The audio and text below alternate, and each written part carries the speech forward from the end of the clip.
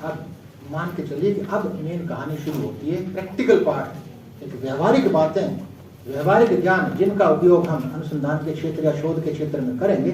अब शुरू होगा स्टेप्स, चरण। चरण की स्टार्टिंग लाइन क्या होगी? प्रॉब्लम होगी ना, समस्या। और फिनिशिंग लाइन क्या होगी? सॉल्यूशन, समाधान। तो प्रॉब्लम से सॉल्यूशन तक हम क्या करेंगे? देखिए, यहाँ एक शंकित होने की आवश्यकता नहीं है। अलग अलग ऑथर्स ने अलग अलग तरह के स्टेप्स को बताया है, लेकिन बेस्ट सुटेबल स्टेप्स की बात करेंगे, जो सबसे उपयुक्त हमें लगते हैं उसकी बात करेंगे। तो let's start with the first step. First step is identification of problem, समस्या की पहचान। कुछ किताबों में आपको देखने को मिलेगा समस्या का चयन। हो सकता है कि वो समस्या नहीं है, आप समस्या समझ रहे हो, आज के समय में, आज के दिन वो समस्या नहीं है और आपने समझा समस्या। तो जब तक समस्या को पहचानना नहीं सीखेंगे हम, तो उसका चयन कैसे करेंगे? तो इंस्टेड ऑफ, मैं भी इस बात से सहमत हूँ लेखकों की, कि इंस्टेड ऑफ सिलेक्शन, चयन की अपेक्षा शब्द का उपयोग हो, वो कौन सा है? आइडेंटिफिकेशन, समस्या की पहचान, आइडेंटिफिकेशन प्रॉब्लम। इसकी विस्तार से चर्चा करते हैं। What do you mean by identification of problem? Identification of problem का अर्थ क्या है? किस क्षेत्र की बात कर रहे हैं? किस क्षेत्र के अनुसंधान की बात कर रहे हो आप? योग, ठीक, या मनोविज्ञान, साइकोलॉजी, दो विषयों के अधिक होंगे। तो कोई भी एक विषय है, ये योग का विषय है, मेरा प्रश्न आपसे, यह होमोजीनियस है या हेट्रोजीनियस है क्षेत्र? सोच कर बताइए, योग का क्षेत्र होमोजीनियस है या हेट्रोजीनियस है? हेट्रोजीनियस है ना। कि होमोजीनियस कैसे? हेट्रोजीनियस है। आसन भी है इसमें, प्राणायाम भी है इसमें, शुद्धि क्रियाएं भी इसमें, सूर्य नमस्कार को भी हो सकता है शामिल किया है। दुनिया भर के ताम झाम है इसमें। जहां एक से जो, जहां फैलाव अधिक हो, जहां स्कैटर्डनेस अधिक हो, वो कहलाता है हेट्रोजीनियस। मनोविज्ञान की बात कर ले, मनोविज्ञान भी तो हेट्रोजीनियस है, एक रूपता नहीं है। चाइल्ड साइकोलॉजी अलग है, एडल्ट साइकोलॉजी अलग है, क्लिनिकल साइकोलॉजी अलग है, क्रिमिनल साइकोलॉजी अलग है,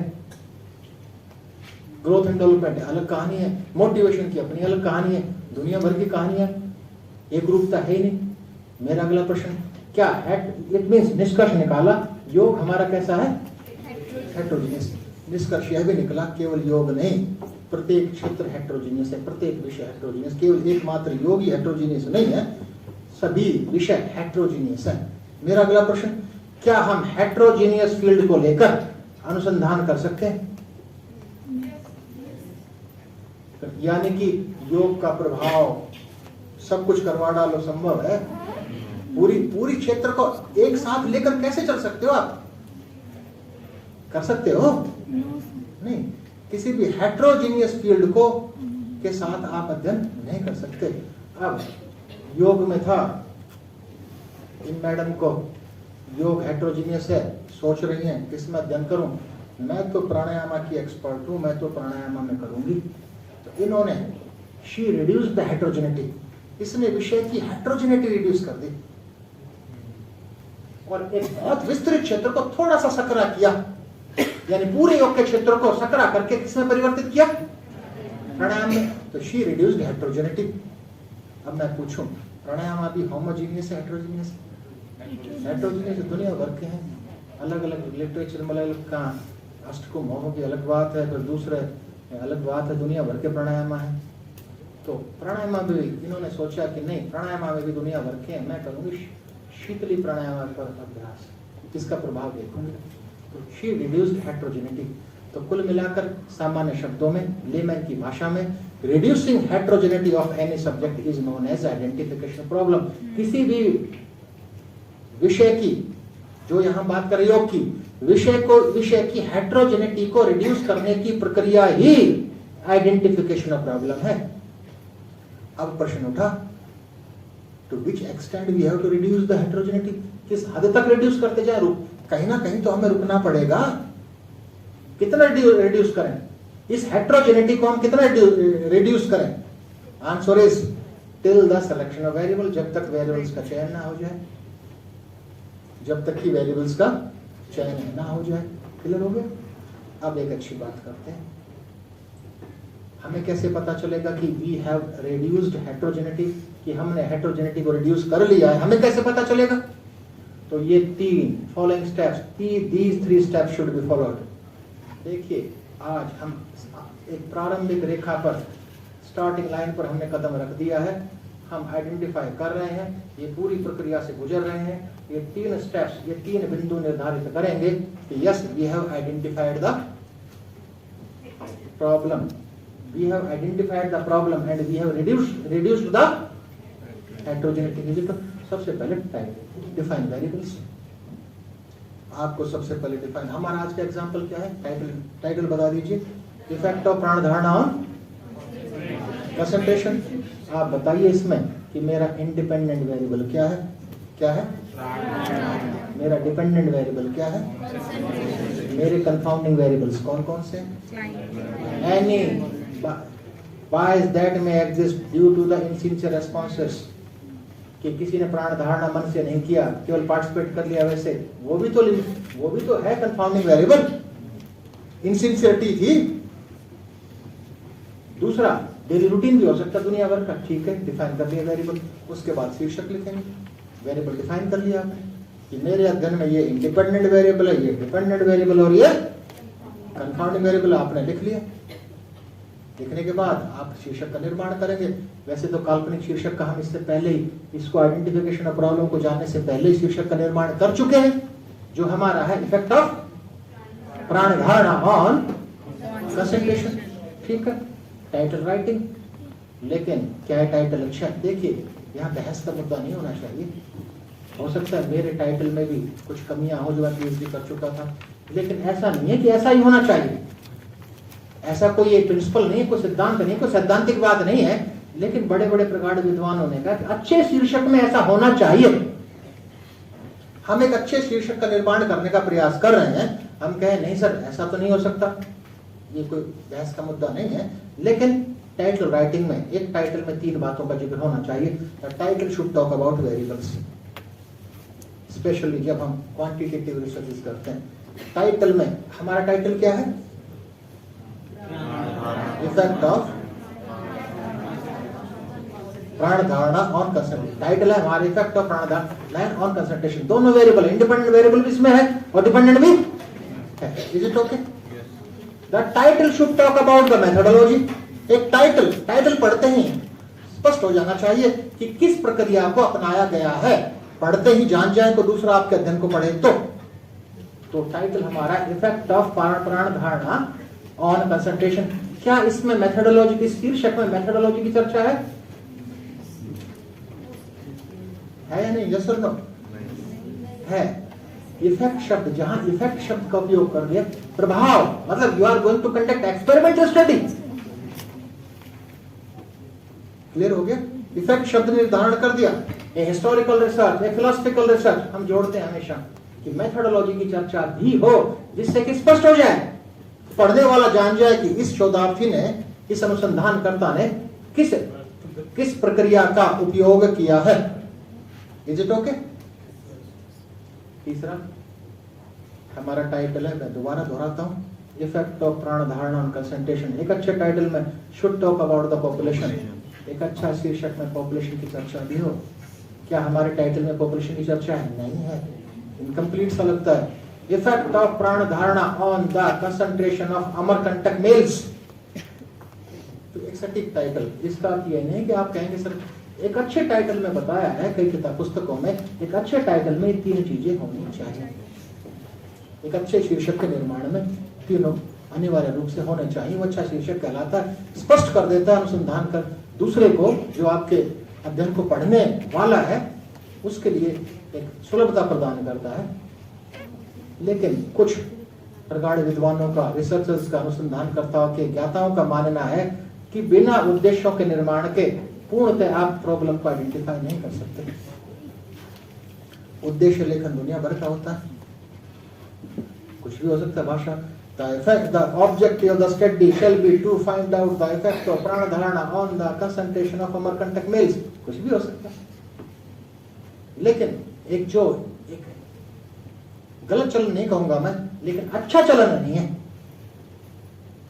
उसको अच्छे चलन में नहीं रखा जा सकता। एक अच्छा ट्रेडिशन नहीं है कि हम एक तरफ ऑब्जेक्टिव लेते हैं और फिर एक रिसर्च क्वेश्चन भी ले लेते हैं।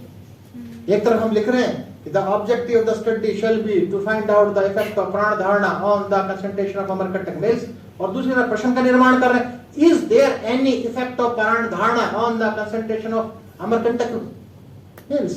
तो दोनों की बात तो समान है। तो रिसर्च क्वेश्चन भी यह भी मानना है, आप इसको टॉप जर्नल्स में आर्टिकल्स पढ़ेंगे, रिसर्च क्वेश्चन अपने आप में ही उद्देश्य का निर्धारण करता है। It means conclusion is we can write objectives in interrogative sentences also, in the form of a question also। तो ये दोनों की आवश्यकता नहीं है। जिस क्षेत्र में, एजुकेशन के क्षेत्र में आपको हमेशा, जितने भी शिक्षा के क्षेत्र में मैं पीएचडी देखता हूँ अधिकतर उसमें रिसर्च क्वेश्चंस भी होते हैं और ऑब्जेक्टिव भी होते हैं। दोनों की बात है, क्यों बढ़ाना उसको।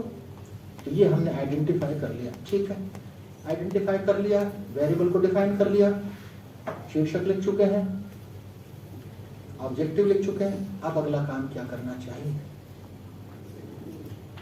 अब हम करेंगे परिकल्पनाओं का निर्माण, फॉर्मुलेशन ऑफ हाइपोथेसिस। अब हम करेंगे परिकल्पना का निर्माण, परिकल्पना का निर्माण। देखिए, परिकल्पना भी शोध के क्षेत्र में बड़ा ऐसा शब्द है जहां बातें दूसरे विषयों के तुलना में कंट्राडिक्टरी अधिक मिलेंगी, विभिन्न प्रकार की अधिक मिलेंगी। लेकिन हाइपोथेसिस को कुछ किताबों में आपको मिलेगा null hypothesis and alternate hypothesis. लेकिन जो एक बहुत एक अच्छा वर्गीकरण है, नल हाइपोथेसिस और अल्टरनेट हाइपोथेसिस, ये दोनों तो फॉर्म्स ऑफ हाइपोथेसिस हैं, टाइप्स नहीं,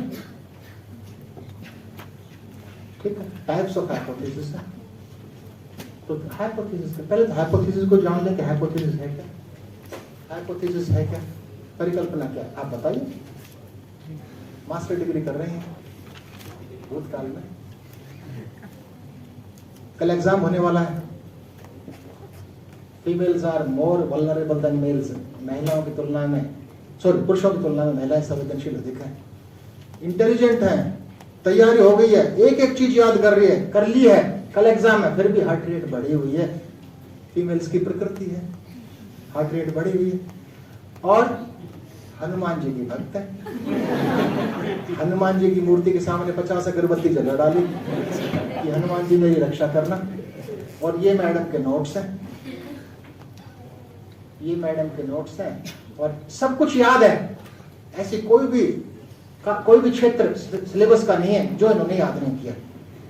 और अंतिम निर्णय हनुमान जी के सहारे ले रही हैं कि कल इंपॉर्टेंट क्वेश्चंस कौन कौन से आएंगे। हनुमान जी किसके भक्त? हनुमान जी के चरणों में अगरबत्ती, धूप बत्ती, दिया बत्ती सब लगा डाली है, और आंख बंद करके लड्डू भी चढ़ा दिए, लड्डू क्योंकि पसंद है हनुमान जी को लड्डू। और चढ़ाने के बाद, और ये है, और अंत में निर्णय ले रही हैं राम राम, क्योंकि राम के भक्त कौन?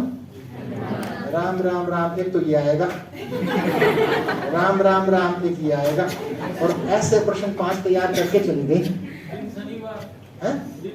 दिन शनिवार, और ये मान रही है कि यही आएगा और इसके अलावा कुछ नहीं आएगा। आपने कहा टेंटेटिव, अनुमान ही तो है। मैडम का भी दोबारा से एग्जाम, मैडम ने पिछले 10 साल के पेपर दिए, ये आया था, ये आया था, ये आया था, अभी आने की संभावना है। तो this can not be considered as hypothesis, this can be considered. Hanuman ji base नहीं हो सकते क्वेश्चन आने का, पिछले साल के पेपर्स बेस हो सकते हैं। तो केवल इन सब में से every assumption cannot be considered as hypothesis, every tentative assumption cannot be considered as hypothesis। आपने जो शब्द दिए थे, every imagination cannot be considered, logical imagination, वो बात लॉजिकल होने चाहिए। लॉजिक हनुमान जी नहीं, लॉजिक है।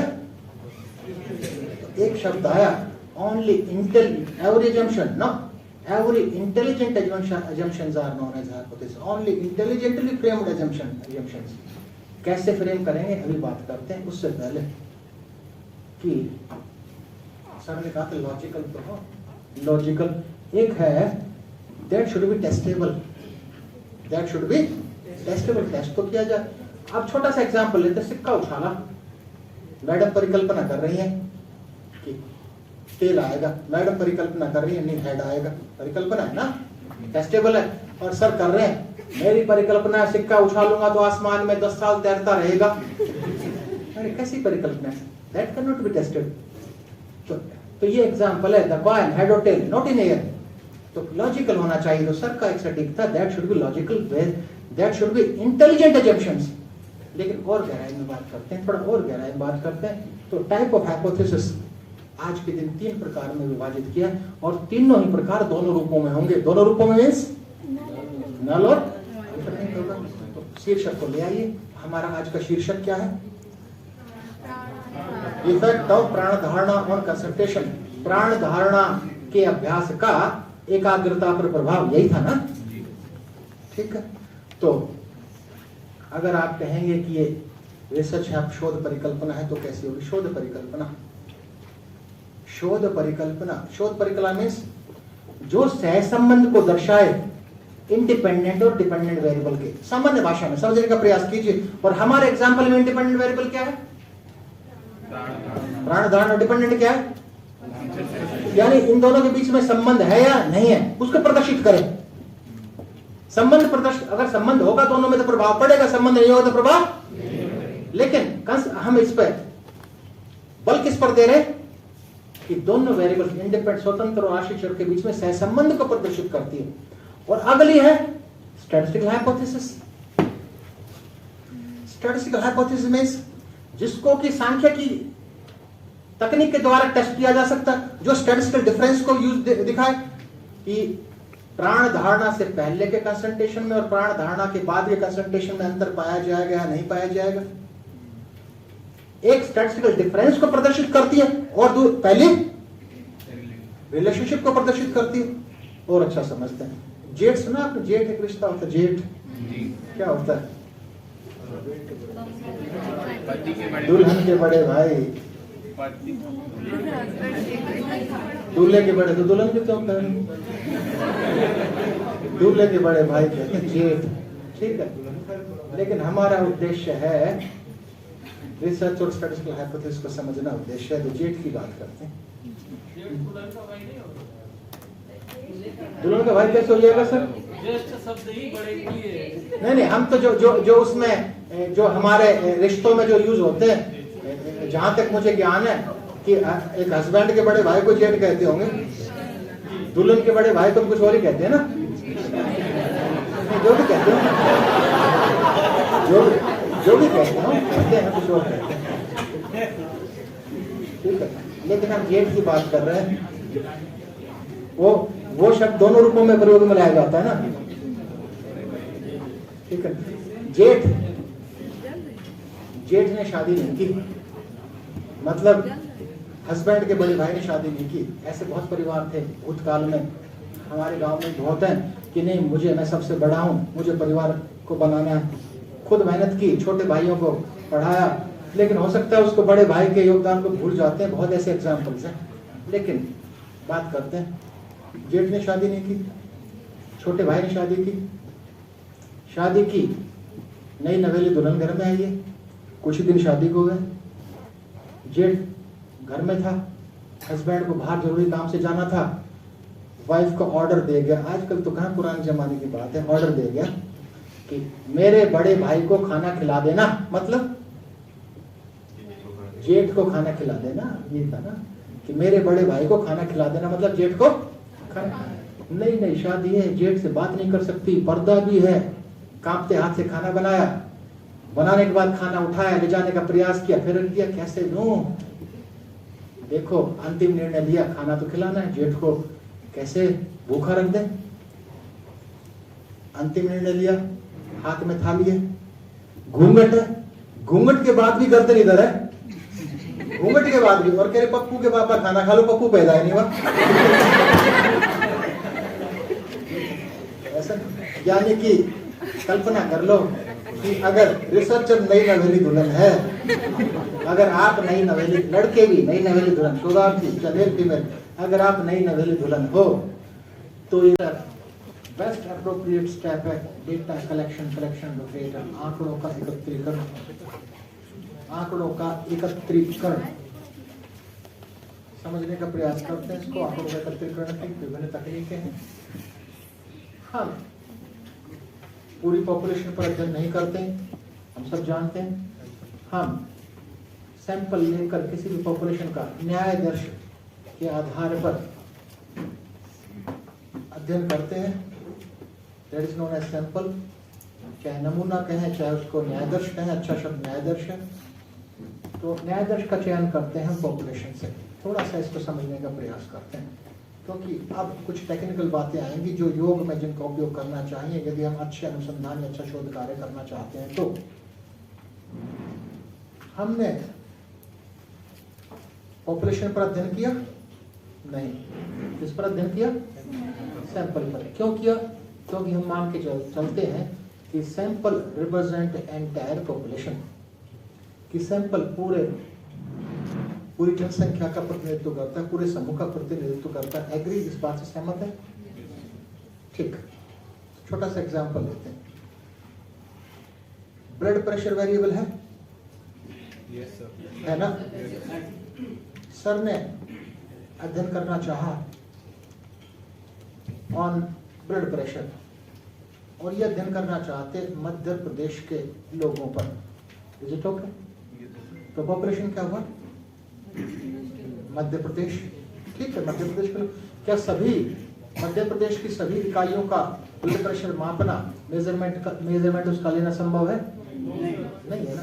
क्या लिया आपने? सैंपल। और मान लो आपने सैंपल लिया 1000। Is it okay? That 1000 represent entire population. बहुत महत्वपूर्ण बिंदु, सारी बातें टेक्निकल होंगी। एक आपके पास स्कोर कितने हैं इस काल्पनिक उदाहरण में?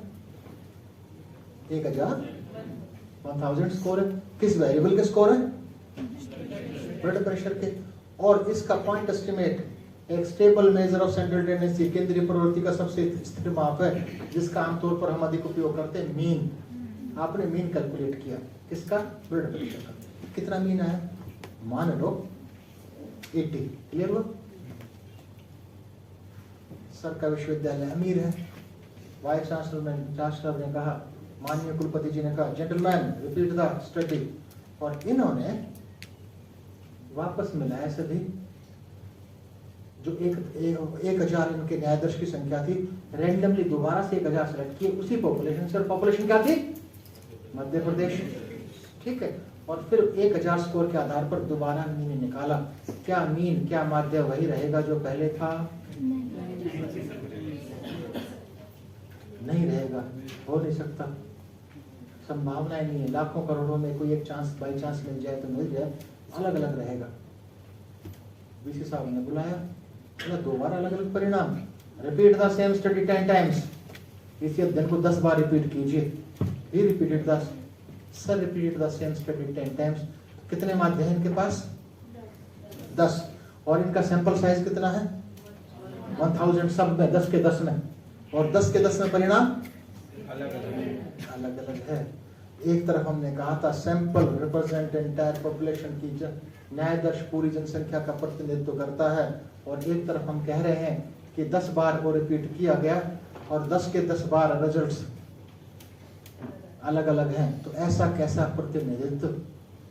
कुल मिलाकर निष्कर्ष निकला कि बिल्कुल 100% सटीक रिप्रेजेंटेशन नहीं है